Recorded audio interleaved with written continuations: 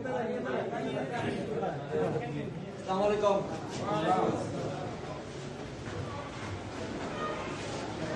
জাতীয়তাবাদ ঐক্য প্রগতির আদর্শ দ্বারা গঠিত স্বাধীনতার মহান ঘোষক শহীদ রাষ্ট্রপতি জিয়াউর রহমানের হাতে গড়া সংগঠন 1980 সালে প্রতিষ্ঠিত 1980 সালের 19 আগস্ট প্রতিষ্ঠিত বাংলাদেশ জাতীয় স্বেচ্ছাসেবক দলের চাটখিল উপজেলার 4 নং বদলকোট পূর্বাঞ্চল কর্তৃক আয়োজিত আজকের এই কর্মী সভার সম্মানিত যুবদলের নেতৃবৃন্দ, আমার সাথে আগত উপজেলা পৌরসভা এবং বিভিন্ন ইউনিটের স্বেচ্ছাসেবক ছাত্র দলের নেতৃবৃন্দ, সর্বদলের ব্যক্তিগত পক্ষ থেকে এবং চাটখিল উপজেলার স্বেচ্ছাসেবক দলের পক্ষ থেকে বিপ্লবী অভিনন্দন শুভেচ্ছা। আমি আজকের এই কর্মী সভায় প্রথমে স্মরণ করছি গত 18 বছর যারা আমাদের মাঝ থেকে হারিয়ে গেছে, অত্র ইউনিয়নের সাবেক চেয়ারম্যান যারা আবুল খায়ের সহ যারা আমাদের থেকে চির বিদায় নিয়েছেন, আমি তাদের আত্মার মাগফিরাত কামনা করছি।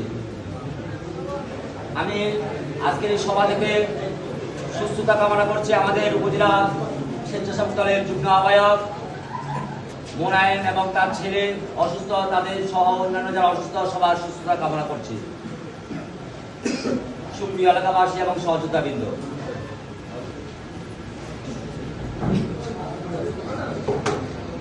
সুপ্রিয় সহযোদ্ধাবৃন্দ,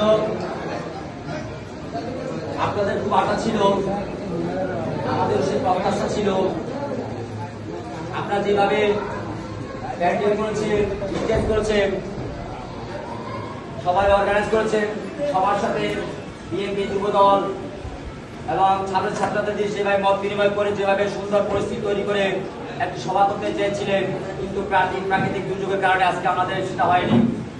এটা আল্লাহর হাত, আমি মনে করি এটা আল্লাহর রহমত। আল্লাহর রহমতকে আমরা বাইরে হয়তো অনেক বেষ্টিত ছিলাম, কিন্তু আজকে আমরা একটা রুমের মধ্যে আজকে আপনারা সবাই একসাথে, এটা আল্লাহর একটা রহমত। আজকে এই রহমতকে আমরা সামনের ভবিষ্যৎ পথ চলার সুন্দর পাথর তৈরি করতে পারি, যাতে আমাদের মধ্যে কোনো হিংসা বিদ্বেষ না থাকে। কারণ সামনের দিনগুলো আরো কঠিন। আমরা হয়তো অনেকে ভাবি যে আওয়ামী লীগ নেই, ফ্যাসিবাদ নেই, হাসিনা পালিয়েছে, সামনে আর কি কঠিন না ভাই। আমাদের আগামী রাষ্ট্রনায়ক তারুণ্যের অহংকার জনাব তারেক রহমান কয়েকদিন আগে থেকে বলছেন যে আগামী নির্বাচন নিয়ে বিভিন্ন দেশি বিদেশি ষড়যন্ত্র শুরু হচ্ছে, যাতে এদেশের মানুষ ভোটাধিকার ফিরে না পায়। এই ষড়যন্ত্র আমরা নস্যাৎ করতে পারি শুধুমাত্র আমাদের মধ্যে দৃঢ় ঐক্য বজায় রাখতে পারলে। আমি আশা করবো আপনারা নিজেদের কোনো স্বার্থ থাকলে সেই স্বার্থ পরিত্যাগ করে আপনারা দলগতভাবে সবাই ঐক্যবদ্ধ থাকবেন। আমি বেশি বক্তব্য দিব না, আমি অল্প কয়েকটি পয়েন্টের কথা বলে আমি আমার বক্তব্য শেষ করবো। প্রথমত, আমরা তথা বিএনপি গণমানুষের দল, আমরা সবসময় জনগণের ভোটাধিকারে বিশ্বাসী, জনগণের শক্তিতে বিশ্বাসী। আমাদের নেত্রী, আপসহীন নেত্রী বেগম খালেদা জিয়া যদি আপোষ করতেন 2008 সালে, তবে তখনই আমরা ক্ষমতায় থাকতাম, কিন্তু উনি ষড়যন্ত্রকারীদের সাথে কোনো আপোষ করেননি। আর সেই কারণে আজকে আমরা এই দেশের মানুষ 18টি বছর ভারতের সহযোগিতায় এই ফ্যাসিস্টের অত্যাচারে আমরা নিষ্পৃত হয়েছি। তবে সবচেয়ে ভালো লাগে জানেন, পুরো বাংলাদেশের ন্যায় এই চাটখিল উপজেলাতেও আপনাদের আমরা যারা ত্যাগী কর্মী, সোচ্চা কর্মী, আমরা কেউ বিএনপি পতাকা থেকে আমরা হারিয়ে যাইনি। আপনারা সবাই প্রতিটি আন্দোলন সংগ্রামে, এমনকি চাটখিলের বাইরে মাইদিতে, ফেনীতে, চট্টগ্রামে, ঢাকাতে কোথাও আপনারা না গেছে, সবাই গেছে। আমরা জানি আপনাদের ফেসটা আমাদের পরিচিত, তাই সেখান থেকে আপনাদের ধন্যবাদ জানাই। আপনারা ফ্যাসিস্টের বিরুদ্ধে আন্দোলনে শত দমন পীড়ন আপনারা ঐক্যবদ্ধভাবে প্রতিটি প্রোগ্রামে আপনারা সফল করেছেন। এই ইসলামপুর থেকে দিয়ে আপনারা চাকরি দিয়ে আপনারা প্রোগ্রাম সফল করেছেন, এই জন্য আমার অন্তর থেকে আন্তরিক ধন্যবাদ। সুপ্রিয় সহযোদ্ধাবৃন্দ, সামনে নির্বাচনের জন্য আমি দুটো কথা বলবো।